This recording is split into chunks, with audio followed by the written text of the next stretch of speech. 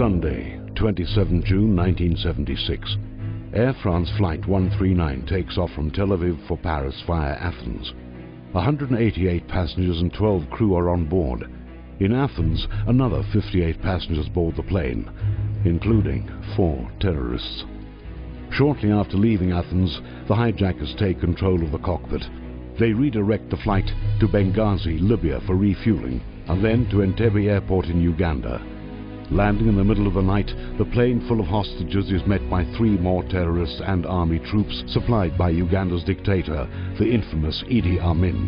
The hostages are moved to the old, disused airport terminal, where they are kept under armed guard. Meanwhile, the hijackers issue their demands: $5 million ransom and the release of 53 pro-Palestinian militants being held around the world. Their deadline, 2 p.m. on Thursday, 1st of July.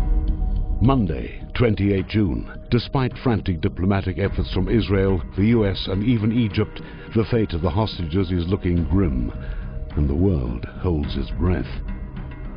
Tuesday, 29 June. In a clear echo of the Holocaust, all the Israeli and Jewish hostages are separated from the other passengers. The French captain and crew all choose to remain with the Israeli group in solidarity. Wednesday, 30 June. The hijackers release 47 hostages from the non-Israeli group, who immediately fly back to France, where they are interviewed by Mossad.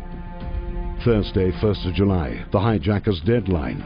Israel, which has always refused to negotiate with terrorists, now agrees to begin negotiations. The hijackers extend the deadline to the 4th of July at noon, and they release another group of 101 non-Israeli hostages. 106 hostages are now huddled in the old Entebbe airport terminal. Their families are terrified, fearing for the lives of their loved ones. It is a dreadful time as the whole world watches the drama unfold hour by hour, and Jews around the world are very worried. From the moment news of the hijacking came in, the Israeli Defense Force had begun exploring a military option, but time was too short. Now, with a few more days available, the IDF puts together an audacious plan. Prime Minister Yitzhak Rabin and his cabinet deliberate, debate, and agonize. To mount such a complicated and risky rescue operation nearly 4,000 kilometers away seems impossible, irresponsible, even reckless. But they also feel deeply about their responsibility for their citizens and fellow Jews alike. This isn't only a military decision, it is a moral decision. Shabbat, the 3rd of July, Israel's cabinet approves Operation Thunderbolt.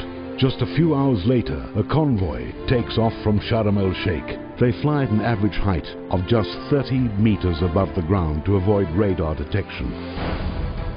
3rd of July, 2300. The first Israeli plane lands at Entebbe. A black Mercedes and several Land Rovers offload and drive down the runway. The cars are filled with the assault team of 29 Sayeret Matkal Special Forces commandos, dressed in Ugandan military uniforms. The brazenly brilliant plan is to replicate Idi Amin's own motorcade, so the guards will allow them through. At first, it all goes smoothly. Then 2 sentries seem intent on stopping the motorcade. The Israelis open fire. Their cover is blown. The commandos race to the terminal building and burst through the doors, shouting to the hostages, "Get down!" The Israelis open fire, killing all the hijackers and armed guards. By this time, the 3 other transport planes land, miraculously stopping just short of a large pothole in the runway that would have crippled the entire mission. Armored personnel carriers roll out to provide defense as the commandos destroy 11 Ugandan MiG fighter planes on the ground, preventing an aerial pursuit. As the hostages leave the building and head for the planes, Ugandan troops open fire from the control tower, killing unit commander Yonatan Netanyahu, brother of current Israeli Prime Minister Benjamin Netanyahu. The Ugandans are quickly neutralized. Finally, with all the survivors safely aboard, the planes take off.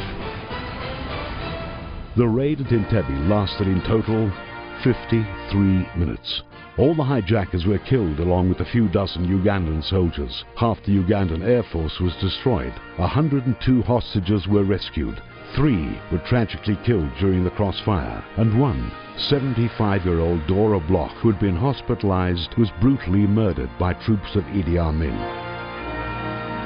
Sunday, 4th of July, 1976. As America celebrates its bicentennial, Israel celebrates another miraculous Jewish deliverance from death and danger. The entire world is amazed. It is the most stunning, daring, breathtaking hostage rescue in history. Jews around the world are filled with wonder, admiration, and pride. The Israeli commandos become national heroes when Yoni Netanyahu becomes an icon, a heroic martyr for Israel's cause. Operation Thunderbolt, now officially renamed Operation Yonatan, becomes one of modern Israel's proudest moments and the stuff of legend.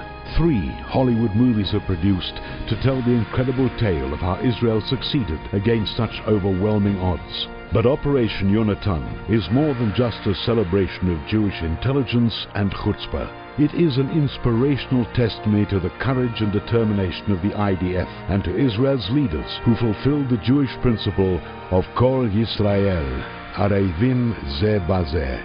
All of Israel is responsible for one another.